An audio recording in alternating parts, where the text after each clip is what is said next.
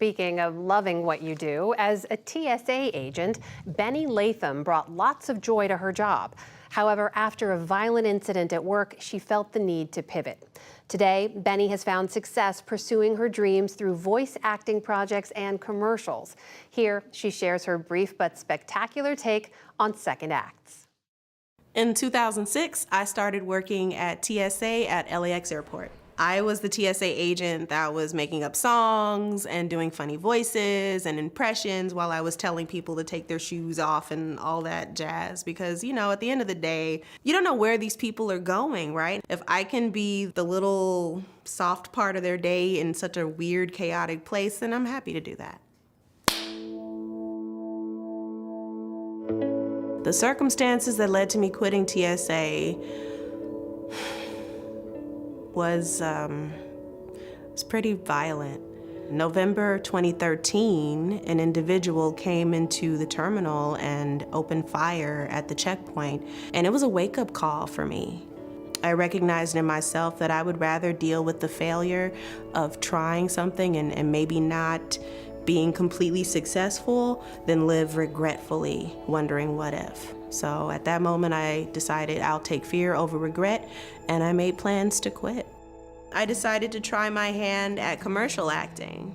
And then I booked my first on-camera professional commercial for Samsung, where I played a, wait for it, TSA agent. Why? Because the universe has a great sense of humor. When I became a full-time actress, it felt right. I felt like I was at home, I had found my tribe, and my inner child is so impressed with me right now, it's not even funny. Some of the characters I've played include Harriet Tubman. You know, she's very, very solemn, very dignified, and very ethereal almost.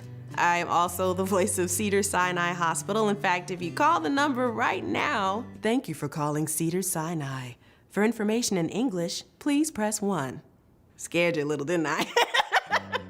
When it comes to dealing with ethnic things, racial things, I meet people where they are, and then I ask questions. So if someone says, can you give me a little more sassy? I'll give them examples so that together we can come up with a library of terms and images that don't necessarily rely on stereotype, they rely on character choices. Nobody really wants to be shamed when they're trying to create art, but no one wants to lose their humanity either. People be peopling, and you know, you take it as it comes. Because at the end of the day, I'm already winning because I'm doing what I love. Doesn't matter.